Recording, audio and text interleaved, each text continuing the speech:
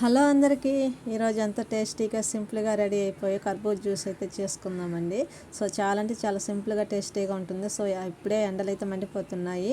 ఒక కర్బూజా అయితే తీసుకొని ఇలా శుభ్రంగా కడిగి తాటి తీసుకొని అందులో ఉన్న విత్తనాలు అయితే తీసేసేయాలి. ఇలా విత్తనాలు తీసుకున్న తర్వాత చిన్న చిన్న ముక్కలుగా అయితే మనం కట్ చేసుకోవాలి. ఇలా చిన్న చిన్న ముక్కలుగా కట్ చేసుకున్న తర్వాత ఒక మిక్సీ జార్ అయితే తీసుకుందామండి. సో ఇలా మిక్సీ జార్ తీసుకున్న తర్వాత మనం కట్ చేసి పెట్టుకున్న ముక్కలన్నీ దాంట్లో వేసి ఫైనల్గా ఒక 3 టేబుల్ స్పూన్ చక్కెర అయితే వేసుకొని మూత పెట్టి మిక్సీ పట్టుకోవాలండి. సో ఒకవేళ మీకు కానీ ఇష్టమైతే పాలు వాటర్ అయితే యాడ్ చేసుకోవచ్చండి. సో నాకు అవి ఇష్టం లేదు కాబట్టి నేను ఏమీ యాడ్ చేయలేదు. చక్కెర వేసి మట్టుమే మిక్సీ పట్టాను. ఇలా మిక్సీ పట్టుకున్న తర్వాత ఈ ప్రాసెస్లోకి వచ్చిన తర్వాత మనం సర్వింగ్ గ్లాసులలోకి అయితే తీసుకోవాలండి. సో ఇలా తీసుకున్న తర్వాత మనకు సింపుల్గా టేస్టీగా అయితే కర్బూజా జ్యూస్ అయితే రెడీ అయిపోయిందండి. చాలా అంటే చాలా ఎమ్మీగా టేస్టీగా అయితే ఉంది. తప్పకుండా ట్రై చేయండి.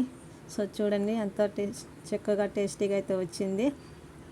మీరు ఒకవేళ యాడ్ చేసుకోవాలంటే పాలు యాడ్ చేసుకోవచ్చండి. సో నాకు పాలు అంటే ఇష్టం లేదు కాబట్టి నేనైతే పాలు పోసుకోలేదు. నేను ఇలానే సింపుల్గానే ట్రై చేశాను. Thank you for watching. Please do subscribe my channel.